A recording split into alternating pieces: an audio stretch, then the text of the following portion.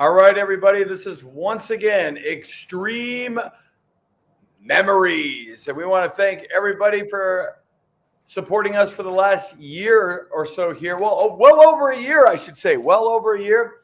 The Wrestling Chatter, not only a milestone that we've reached 1 year, surpassed 1 year with Xtreme Memories, but a lot of you Facebook fanatics out there have seen that we've surpassed the 1,000 subscriber mark. So we want to thank everybody for all the continued support. Xtreme Memories, everything XPW on the 15th and the 30th of every month. Consistent all the way back from July of 2020. Now, we've had all the big stars of XPW inside the ring, back in the office, you name it. What we're doing now, we've done a couple times. I've had fellow broadcast partners on this show. I've had Larry Rivera.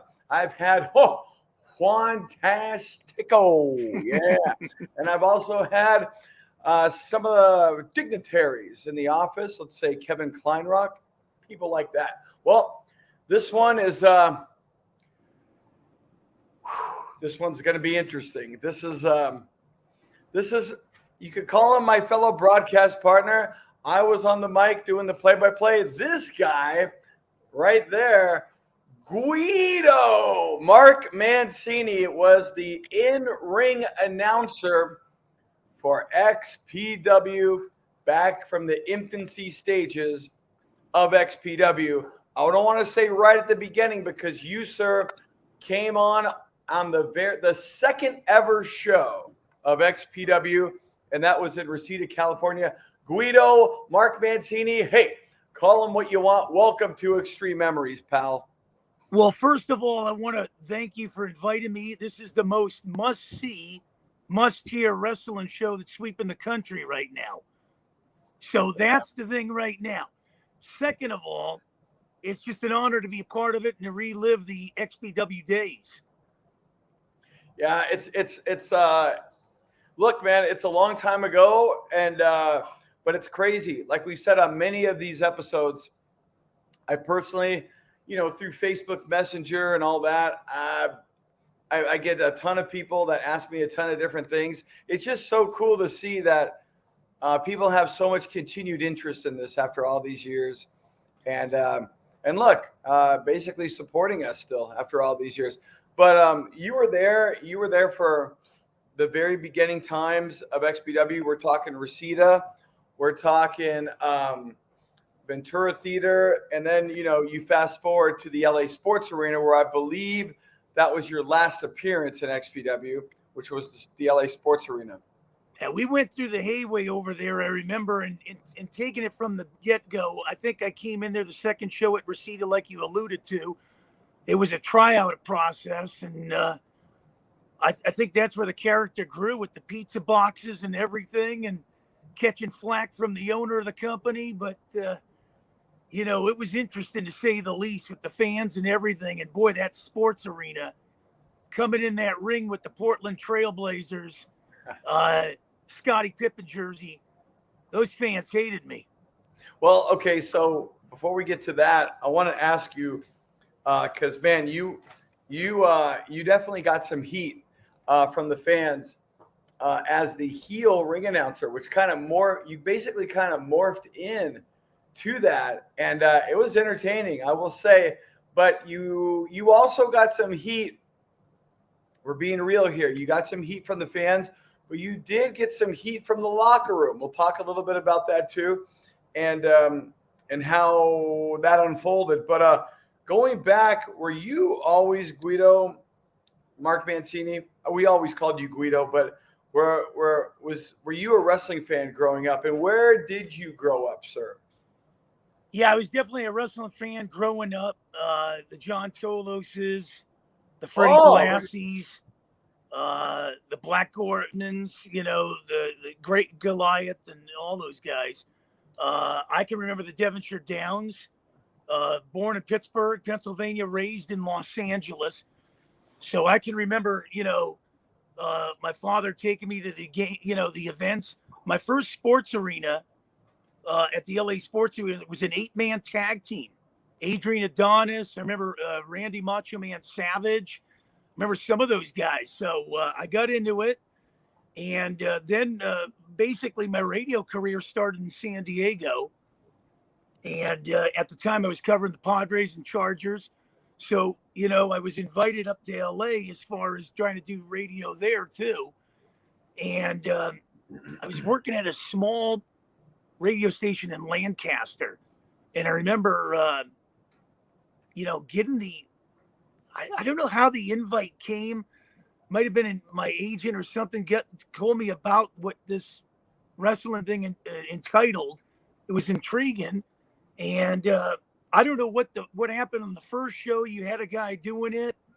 And then I came in, auditioned, and I tell you, it just kind of took off from there. I think what happened, if I remember correctly, well, first off, the very first ring announcer,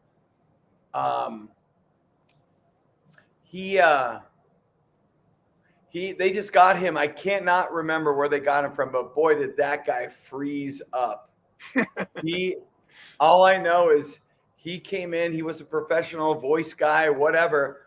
Once he got in that ring, man, I mean, we were all green to an extent back then, but this guy, man, he just saw that crowd and he just kind of stared down at his shoes and at the card and just mumbled. And it was like, okay, we need somebody else. And then I became the play-by-play guy. So they needed to get somebody else in the ring. And Kevin Kleinrock, I want to say, like you said, I think you had an agent at that time and he just got through to you and you basically came. I don't know if it was a tryout rehearsal, but you came to just do the show. And basically that second show, they were going to see how you played out, but you played out good enough to where, okay, you projected, you could do ring announcing fine. And it wasn't until a little bit later, or was it right away, that the fans took a liking/hating, love to hate you type thing with the Guido chants? Well, I'll tell you. Because you came in as ring announcer Mark Mancini, radio personality, all right? Because you were already on the radio. You've done Manicotti. You used Manicotti, then you also used Mancini, I remember. Manicotti, Mancini on the mic. The show was Manicotti in the morning. We wanted to add a little spice to it. And then, we would do bits and pieces. We called minutes with Mancini. So we played off the radio persona. But I remember the first show trying out, is one of those things. It was in Reseda. And I came into the ring. And one guy off to the left was just said I looked like Guido from ECW. Nunzio. Yeah. And he basically played off of that with, that thing, and they said, and we want pizza. So that whole chant started going, and it was almost like a domino effect. Wait, whoa. We're talking Guido pizza. We're not talking Domino's. Yeah. We're talking Guido pizza, but right. the whole thing took off like a domino effect as far as, we couldn't stop. What's with the Domino's? No, yeah. It dude. I mean, to the point where you were over, and then man, all I could say is you ate it up. And I'm not talking about eating up the pizza. I'm talking about eating up the fans' reaction to you. Because I think at that point you're like, okay, I could do something with this.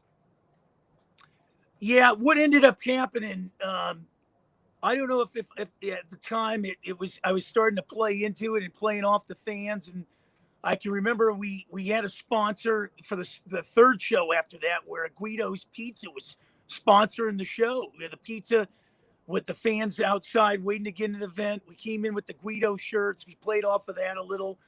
And then it got to the point, like you said, and we'll get into that with the locker room, where it was like a love-hate relationship with me. Some of the guys liked me. Some of the guys hated me. And, it was a tough situation. If I had to do it all over again, I just, probably would have toned it down a little. As you get older, you look at things and you tone it down a little. But at the time it was kind of like, me, myself, and I attitude. And, I was going to kick the door down, and as long as the fans were backing me up, it didn't really matter. But, it's kind of like a bittersweet thing with some of the wrestlers. So that's interesting because you, like you said, you got over. You were doing the whole heel ring announcer. Because can you give us a little example of like what you would say to the audience and how you would? Well, because I have some memories and impersonations of how you sounded at times, and you never saw it before, like this heel ring announcer. well, yeah, it was funny because I think what they had me do is they wanted me to go out there and kill a little time till the wrestlers got ready and all that. And I took it upon myself throwing a radio personality out there. I know what it is to keep the time going. But I remember in the sports arena, one particular show, coming out with the Scottie Pippen jersey when the Blazers and Lakers were going at it in the Western Conference Final, and getting on the top rope and saying, what I want now is all you LA losers to shut your mouth and focus on a real man over here and let your women. And it just kept going on. And I remember we had the band member from Korn in one of the things. And I said, who the hell names their band a can of corn, you dumb son of a bee? So it was just playing off of it, getting the heat. And it was what I really hated about it the most was there's so much heat going on even after the wrestling event would go. So the heat would start going on even when I was walking around the ring while the wrestling was going on. And that's where it really got out of hand. That's where I think the boys and Rob and Kevin took exception because, hey, look, I mean, like you said, if you look back, you could change or tweak a few things you would. But that was your first time in professional wrestling, right? Yeah. With XPW? Yeah. So, I mean, look, it was a learning process at the time for guys that were just starting in the business. And, that was one of the things with booking every match, making it make sense. And then also not taking any heat away from what's going on with the wrestlers. And that's, unfortunately, excuse me, unfortunately, that's what happened with you because you were doing it during the important segments of the match. I think, like you said, I think it was perfect for when you were filling time in between matches.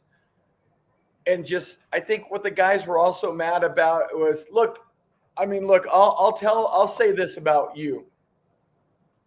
If there's anything to defend with what you're saying was, dude, you were over. The fans didn't want you to stop berating them. It was like a Don Rickles concert. It was like, I'm going to insult you. Oh, I want to be insulted by Don Rickles. And this was kind of what you were doing as in the form of a wrestling ring announcer to the fans. So the fans liked it. But the problem was backstage, you had guys waiting in the curtain, waiting for you to announce them. But you were caught up doing all that.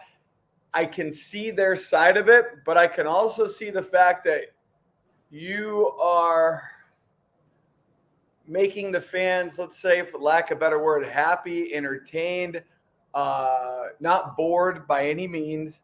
So I think I personally think if you guys found this balance and then maybe the lines of communication were opened a little bit more between, let's say, you, Rob, and Kevin, that something could have come out of that. Well, yeah, in life, you don't want to ever blow up a bridge because you can never go back over it. You can burn a bridge, but you can't blow up a bridge. I think what happened, here is the radio side of things came out, and when I did radio, I was kind of that abrasive style. I just lay it out there and piss off cities and stuff like that. And I brought that to the wrestling game.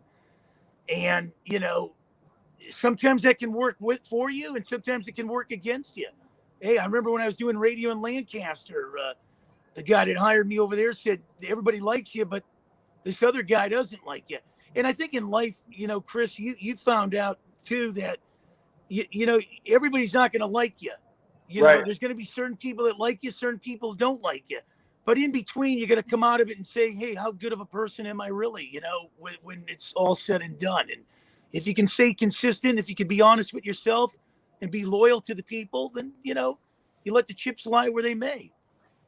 I completely agree. Now you and I basically, well, first, before I get back to you and I kind of, let's say, teaming up outside, because we carpooled, we lived near each other. So Yeah.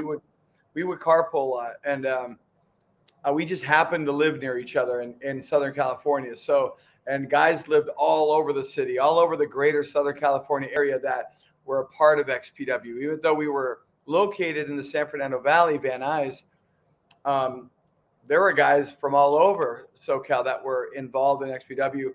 And, of course, guys that were flown in, established stars from the East Coast. But yeah, we happened to live near each other. But before that, give me some more of your, I know we talked about the LA Sports Arena. Give me some of your more memories of walking into that Reseda Country Club, the historic Reseda Country Club, for your first ever show.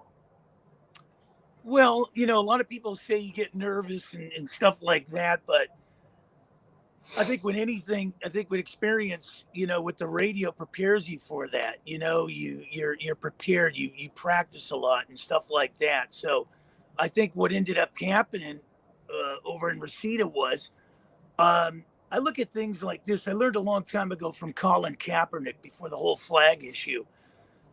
He said, listen, I respect everybody in the business, but if you guys can either move to the left or the right, I got to get down there and perform. And that's the way I look at competition or anything. I don't care if there's 500 guys going for a job. I'm going to psych myself up, ready to go, give it my best shot, let the chips lie where they may, and give 100%. And I'm going to be mentally prepared for it. And when I walked into Reseda, I remember I had the suit on and stuff, and I meeting everybody, and I remember they told me to go out there and get the crowd going, and I just felt like I was in a realm, man. I just felt like I was in a radio station. I could get on there or maybe even at a giveaway at a radio station, throwing T-shirts to the crowd or something. So I think you get opportunities in life, and what I looked at the opportunity XPW gave me was I wasn't gonna back down from this opportunity. I was going to give 100%. Like I said before, is there anything I could have changed? Yeah, you always reflect on things you can change, but I took advantage of the opportunity that was given, and that's the way I look at it. And with the way it's coming back these days, or if it comes back down in the future or something, who knows? But I think the big man gives us all a talent. My talent is being able to utilize my personality and, getting out there and making people laugh and everything. And if I'm getting under the skin of some people, yeah, that happens too. But, you can't have a lot of regrets in this business. You got to keep moving forward. Totally true. How did you get along with the locker room? How did you, let's say, coincide with, whether it was at the office, whether it was because there was a lot of ribbing. We all got ribbed, and we all did some ribs and stuff like that. But there was also a lot of good people. And and let me clarify. I mean, even with the ribs, lighthearted ribs is all in fun, some of them, but all good people. But it's a tough business too. Well, a lot of good friends in the business. We met Tony T. Damian Steele was a great friend. Homeless Jimmy. There's a lot of good guys. The guys I wish I could have, God rest his soul, was Supreme. I mean, Supreme and I just didn't have a good relationship with him, to the point that I wish I could turn that back. And, maybe one day when I get up there in heaven, I can reconcile with a guy like that. But there was a lot of good people in it. And, I think, when I looked at my character to a certain extent, maybe I was misunderstood in the locker room. That's the only way I can figure it out. I guess when people reflect on it, maybe they should have put me in more of a manager role. Yeah. I think that would have went over. I think, and I'm not going to tell anybody how to run a business, because I'm not running that business. But if you got to look at, the components of a business, And you got to look at, okay, if this thing's getting over here, then where do we got to put them somewhere? We got to put them in more of a manager role and use them assets wisely. And I think that's where you do it, because if you try to squash something that's picking up steam, then you're just doing a disservice to everybody. Now, I'm not putting myself above any of them, but I'm just saying that if I'm looking at it from a business standpoint, you've got all these components that you can market, utilize them. Maybe you can put somebody over where a tag team's not getting over or something. I would have loved to work with you as a color commentator and on air. That would have been a good thing too. I mean, we had the banner in there with you and I, and that was fun. We'd go in there and boy, I'd smell like a tavern coming out of there. Yeah, we would like I said, you and I would carpool because we just happened to live near each other, and then we would kayfabe it too. When I would drive out, it was like I would talk so much crap about you because I was the good guy announcer. You were the bad guy announcer, and we would go back and forth. And I remember trying to bust you up laughing. I'd be in the ring, and you son of a bitch, and I'd be like, get out of here. And then I'd make like a little face to you, and then I'd try to get you to laugh. But you were pretty good about not cracking up. But no, we would, it was a lot of heat. And if you watch those, I'm specifically talking now about the LA Sports Arena. It was like Rivera and I would come out, boom, welcome to XPW. And then when we would leave, you would come in and we would have this heat. And man, people ate it up because at those sports arena shows, dude, those fans were just like rabid, wild beast animals.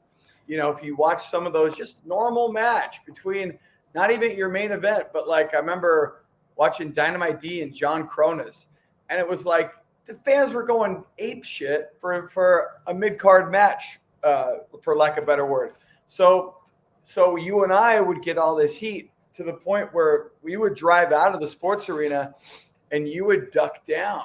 Yeah.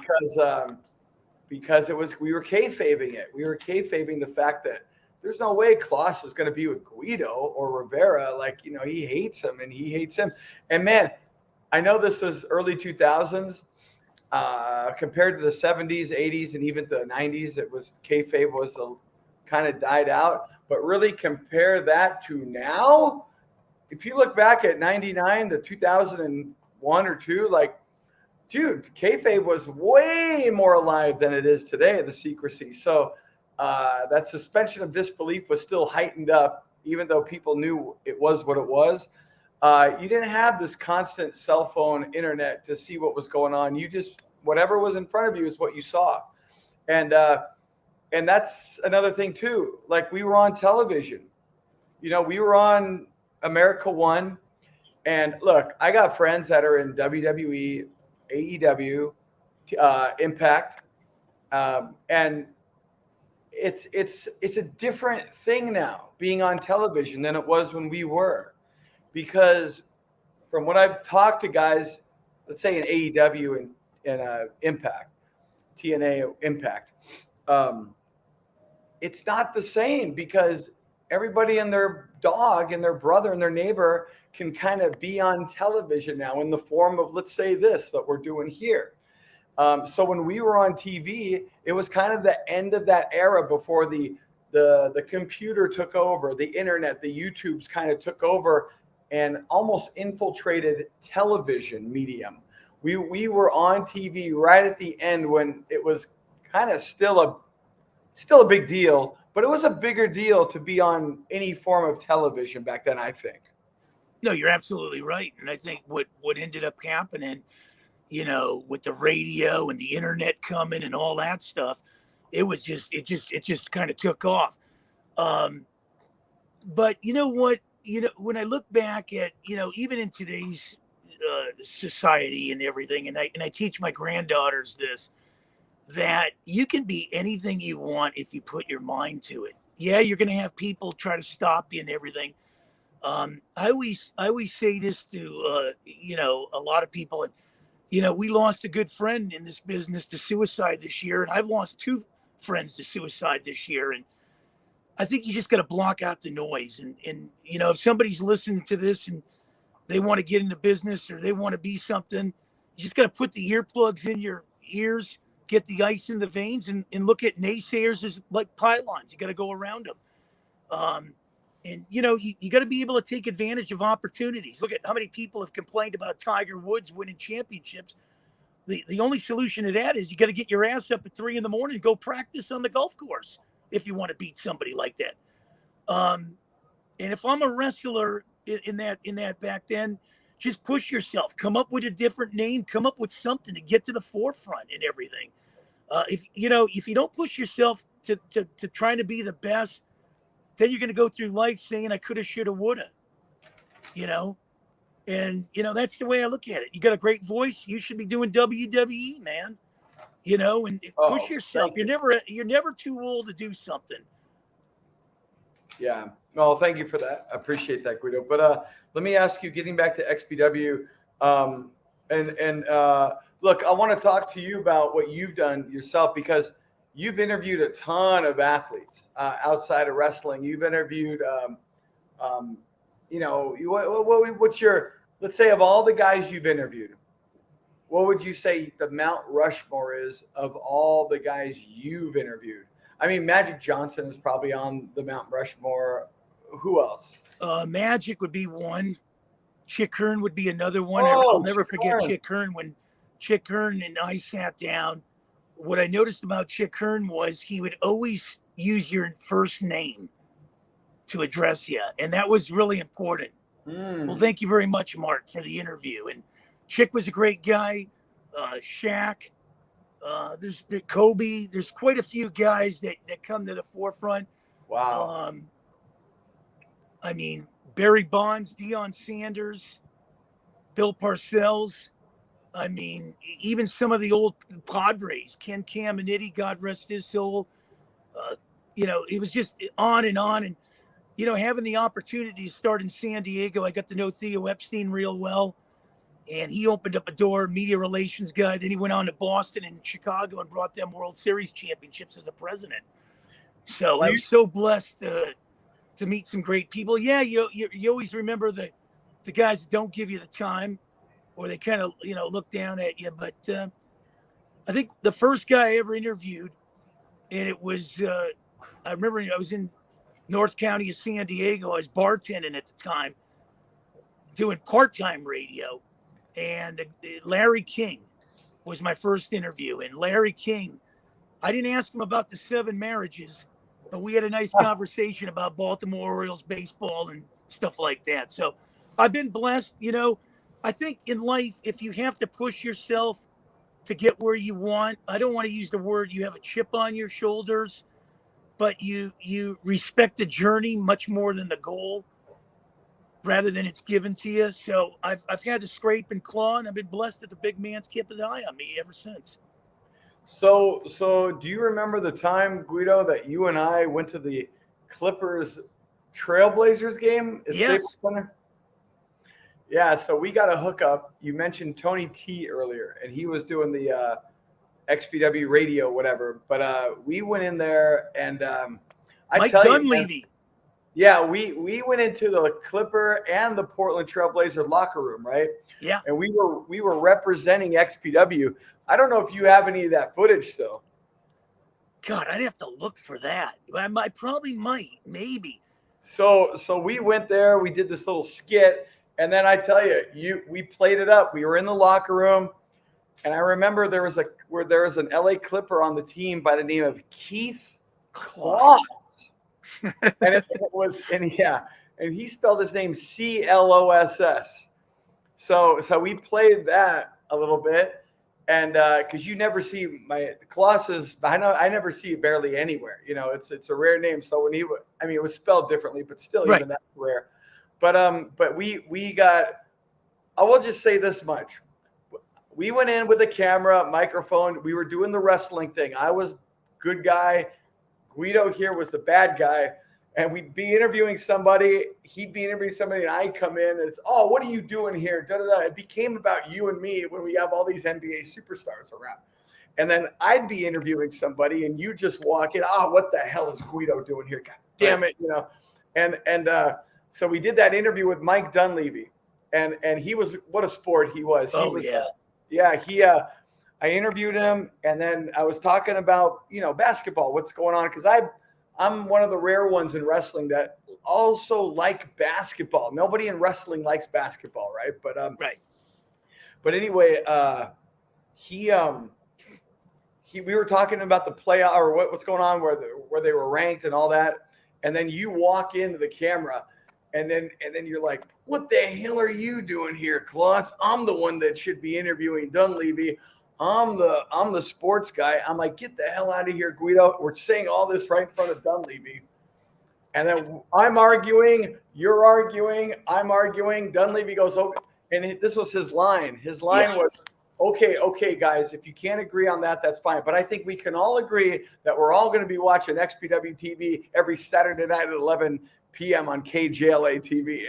Yeah. And he did that line, and it was, oh, shoot, you know. And I don't even think they put that on XPW TV. Because, look, say what you want about The Office, and they did some good stuff, but there were some ego-driven stuff, because, look, you and I did that on our own.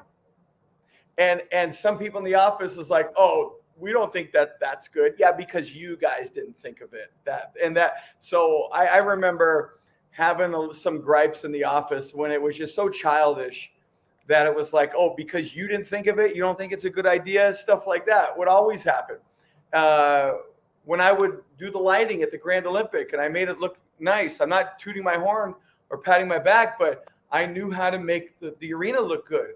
And it was like, if I were to have done that, who cares? But if like the higher ups did it, oh yeah, you know. So there was some stuff like that, which I think is why that Dunleavy thing never got on television. But it did get on the xpwrestling.com, and it got a ton of views, and people, oh my gosh, that's hilarious. But going back to that Staples Center Clippers Blazers game, if we could find that footage, Guido, that would be gold, because that was in the year 2000. Okay. Yep. We were doing XPW. We were on television, and a few of the people knew us in the locker room because wrestling was hot at that time. Wrestling was hotter than the NBA at that time. Yep. Right? Okay, I'll tell you this much. Wrestling was hotter than the LA Clippers were at that time. Yep. The last place team in the league was not as hot as pro wrestling. Right. And we were covering that. So, excuse me. So when we were in the locker room doing our thing, I remember watching the footage. I was blown away with the fact that these NBA guys were so into what you and I were doing. And it wasn't about me personally. I'm not saying that. I'm just saying they were just into the wrestling shtick so much. And we played it. We did. We knew what we were doing. And it was just so awesome to see and be a part of. Like, they wanted to know more about what we were doing at the time. Because you got to think, remember, this is 2000. I mean, dude, wrestling was everything. It was like the number one entity on television in many circles. Well, I think what you brought up is you bring up an interesting point. And, you know, it's kind of like building a business today. You put a lot of money into something, and then you're trying to get your profits out overnight. It doesn't work that way. I think what they should have realized, what we were trying to do is we were trying to expand a great product even greater. Yeah. And by getting the NBA involved in it, and we could have took it to the NHL and anything. Unbelievable. They didn't understand what we were doing. They thought it was just two guys going to toot their own horn on it. But in turn, if you looked at it from, we were using XPW. It wasn't Kris Kloss and Mark Mancini show here. Yeah, we were expanding XPW, and they couldn't understand it. And you were dealing with people that couldn't understand it, because the whole concept with them is they didn't care about sports, you know. Yeah. And all they looked at was, you know, maybe a couple guys going out there and having fun at a basketball game saying they're doing wrestling. And it's unfortunate. I mean, because if you told me today, you know, if people would have took that and ran with it, a wrestling promotion, I'm pretty sure they would have. Oh, come on. If you're seeing what people are bringing to the table, you know, I always say this in life, Kris. You know, the world worries about the weaknesses of a person. I like to look at the strength of a guy, because if you get the strength of a guy, they're going to run through a wall for you. The weakness will take care of itself. And that's the same way in business. If you can't find out what your employees are bringing to the table, then they're only there for a paycheck. And that's an unfortunate thing. Everybody's got a talent. Find out what that talent was. And maybe, you know, if you can, then you can expand your company even bigger than it already is. If you're making money now, you can make triple that. Yeah. No, I mean, it was obvious. It was clear that we were there to promote the company. Right. Because that's what all our promos were about, was watch the TV show, do this, do that, the other. And maybe even we were talking about, I mean, I did the Wally George show, if you remember. Yeah, I remember that. Yeah, it's on YouTube. But you know what? I made that happen on my own. I met the guy who was basically the head of whatever at KDOC, because we were on KDOC, and I just basically struck up a conversation with him myself. And then he was talking about Wally George, and I was always a big fan growing up. And I was like, oh, that would be great if I could get on that show. He goes, dude, I could make that happen. It'd be perfect. You're the host of the XPW, so wow, you come on. And I didn't tell anybody about that. I just did it on my own. I didn't tell Rob or Kevin, but what did I do when I got on that show? I promoted XPW. So it appears as if that's a company thing that they made happen to get me on that show, but that was just me independently doing that. It's just same as you and I at that Clippers game.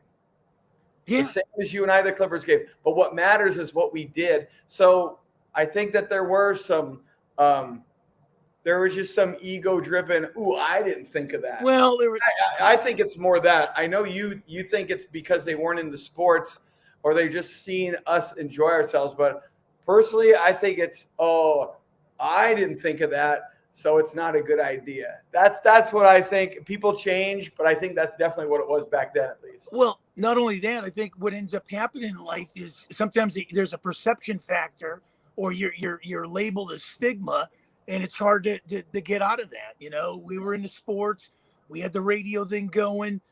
You were, you know, pushing the product. I was pushing the product. I was even talking about it on the radio at the days. Yeah, XPW. But their whole idea was, you know, it was they couldn't see past that. And sometimes it's unfortunate, you know, you see so much of, you know, one thing it's tough to see the good in people.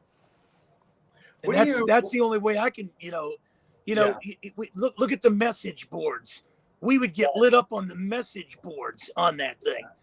And, you know, they hated that to the point where they were, you know, they were trying to delete it. It was crazy. Yeah. What let me ask you, Guido, what exactly happened when you left? Why did you leave XPW? How did it come about? And how did it all unfold and when? Because I want to say your last show was the Go Funk Yourself Terry Funk Sabu show at the Sports Arena. I don't know. I think, you know, with the radio was starting to really pick up steam. I was doing podcasts at the time and everything. And I could see the handwriting on the wall. It wasn't, you know, going the way I thought and maybe the way they thought. So sometimes in life, you know, in order to move up, you got to move on. And, you know, do I look back on that? Yeah, I look back as experience and everything, and I'm grateful for it. And if the opportunity opens up again, you know, the door's there. You know, I didn't blow up a bridge, but at the same time, you kind of wish things are a little different this time around. Maybe we learn, you know, you get wiser and you learn more as you get older, on both sides, not just on one side, on both sides. And, you know, I thought, like I said earlier in this conversation, nothing to take away from Larry Rivera, great guy, but I thought you and I could have been a good tandem too, because we already had the Guido thing going with you and I, and we had the banner. But, you know, who knows? You know, they wanted a different way of doing things. So, you know, it's like in anything.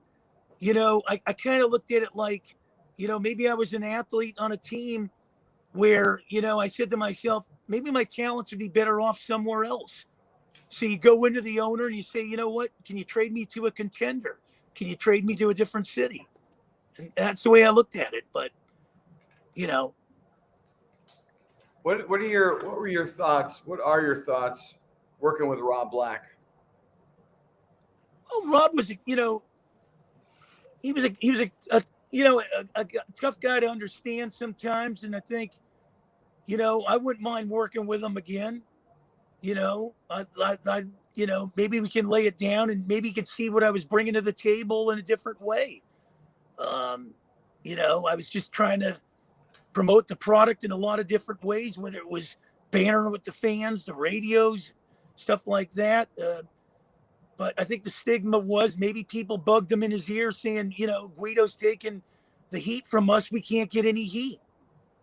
Well, the way to combat that is, you got to work harder. You got to do something to get the heat on you. And, if I'm looking at another ring announcer and he's a popular guy, maybe I'm going to absorb it like a sponge, try to learn from him or, try to up my ante and stuff. I mean, I'm doing podcasts now. I'm doing the radio now. I've been doing a lot of things.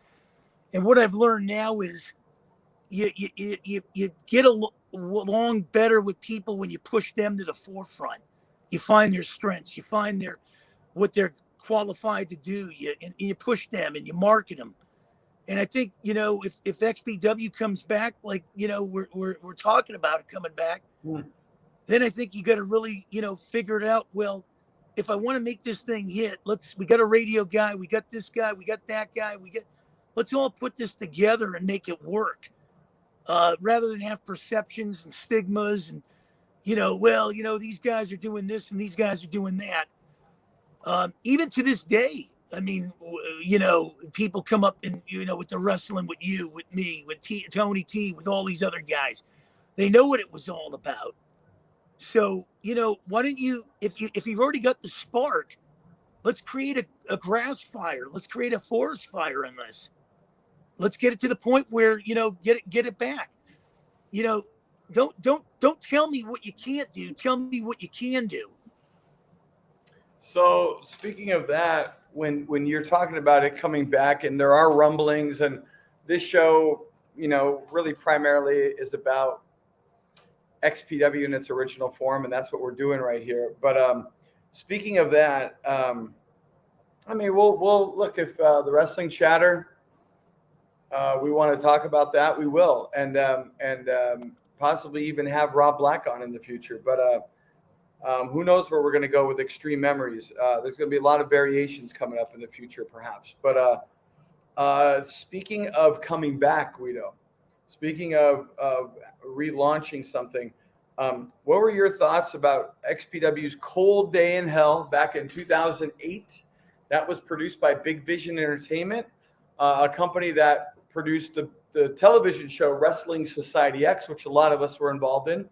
And that was to be the test pilot, basically, for a monthly pay-per-view. And unfortunately, this happened in May of 2008, which was right before the big crash. Yep.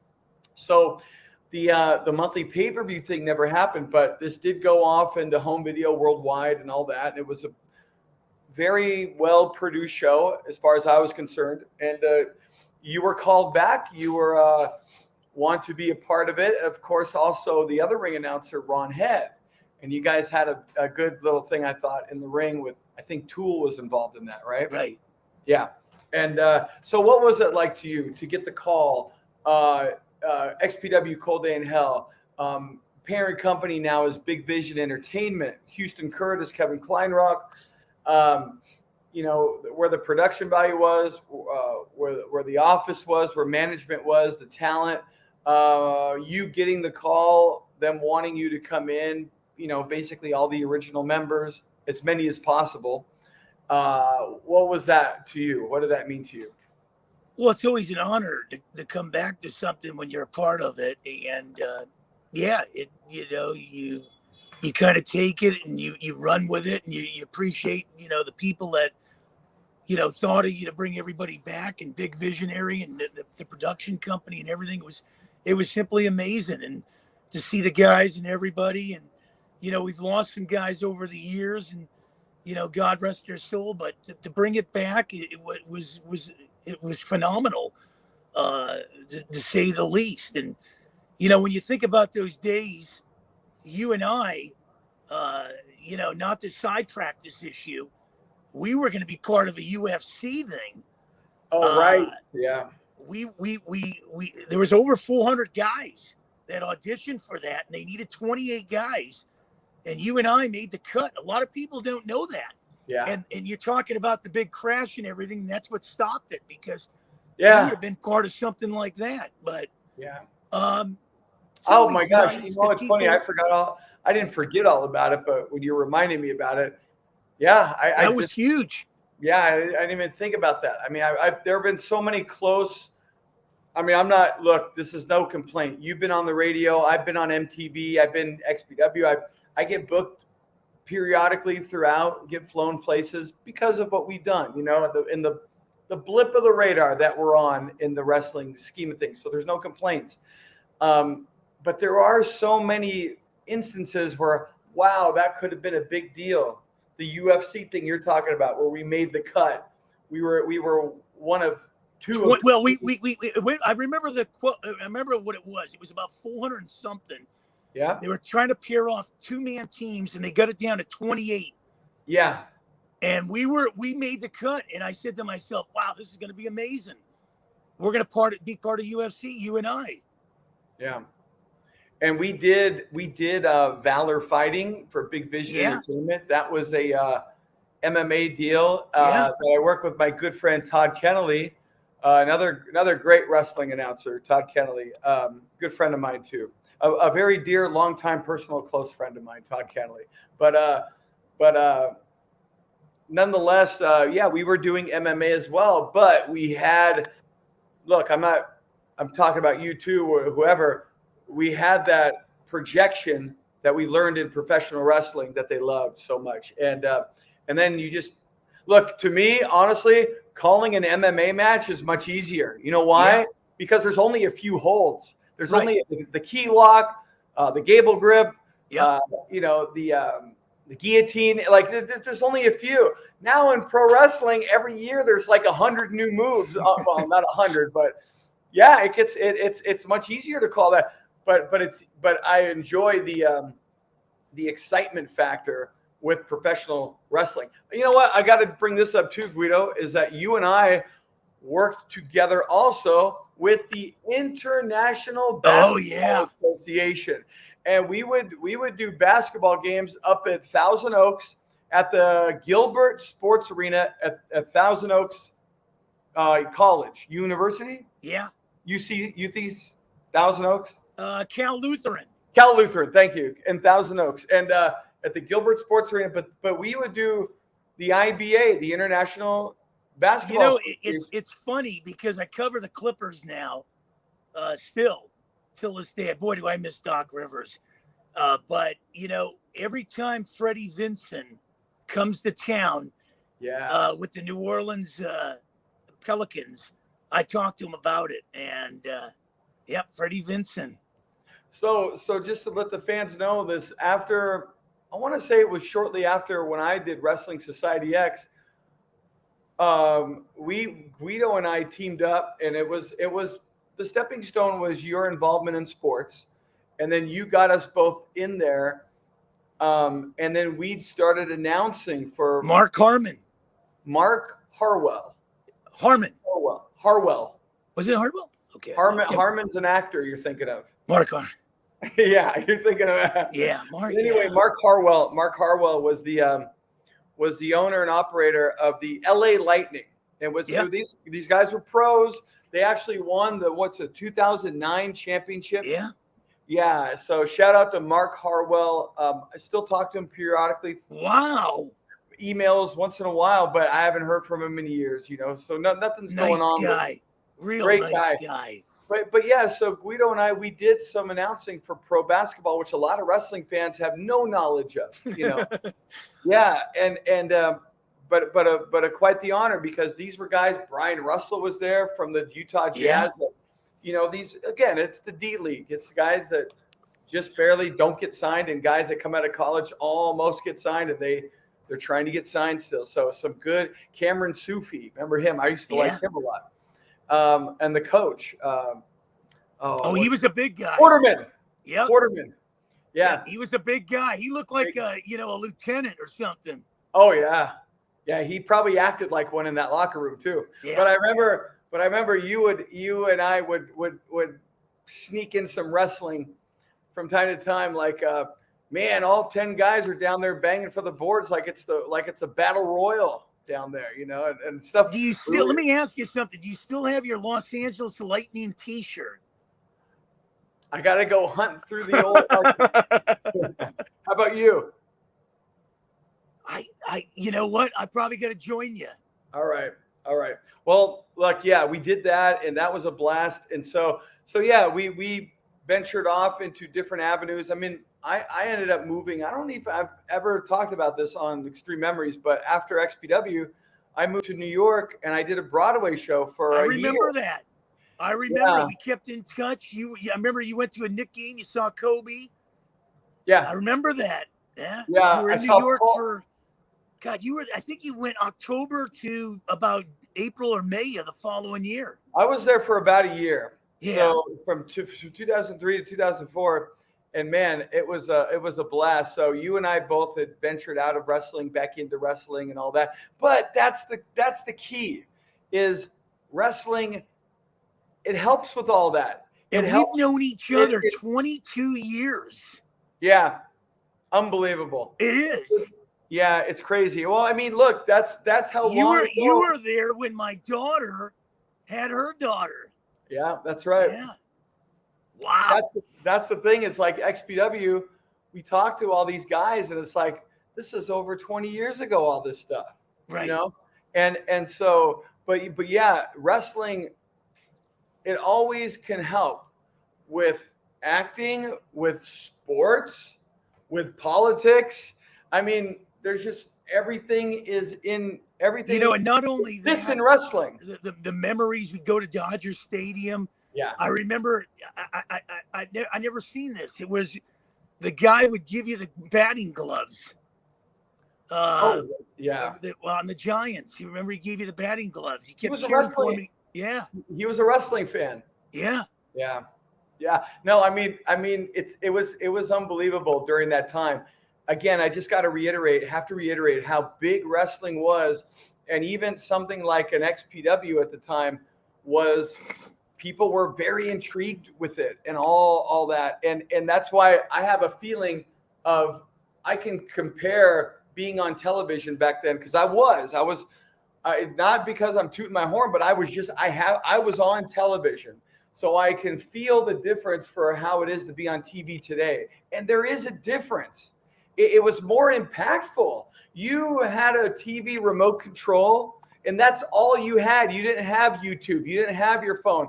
So you were on television. It meant something. There was no streaming service either. You know, it was just whatever channel. Whoa. And we were on one of those channels. So it was just a different thing to be on television back then. Yeah. No, and the more I talk to guys that are in Impact, AEW, even television, I can sense it. Like, gosh, it was a bigger deal to be on TV back then. Well, I'll tell you one thing. I think the climax it was when ECW came out here and invaded us. Oh well, yeah. That was huge. You were there. People don't know. I was right there with you. Well, you were. We had the ringside, and then we had General Patton up top with you guys. General Patton. Yeah. Very good. Very good. Yeah, that's what you guys were doing up at the first row of the Grand Olympic. But you were there. Yeah. Yeah. I remember it spilled out outside in the streets. Well, I'm gonna spill the beans about you on this one. Then you ready? Yeah. Here we go. So of course I carpool with this guy, and yeah, he was over. he was over as the heel ring announcer, right? So this was, but he was sitting, you were sitting up top at the Grand Olympic. But when you guys saw us clear out, you guys all cleared out. Right. So you remember where I parked? Right. It was out the Olympic to the left. Yeah. Just north of the Olympic. Right. Yeah. So I'm outside. The chaos is going on, mayhem. I finally break free. It's like we don't want any trouble. I'm going to my car. As I'm going to my car, Big Sal's kind of staring me and a couple others down. But again, it was like 20 on 2 or 3. Right. It was unfair. And then the ECW guys also attacked a ring girl, XPW ring girl. Very shameful. We talked about that before. But nonetheless, I go to my car. I'm like, damn, where's Guido? Where's Guido? And then I see New Jack. He was with ECW still. Comes out. He wanted to beat somebody up. I'm like, dude, I got to get out of here. I don't know what's going to happen. And then I see you on the south end, all the way on the other end of the Olympic. And I'm like, Guido, get over here. Get over here. And you were talking to someone and you're like, me? Yeah. Okay. So you run over all the way from the Olympic to my car.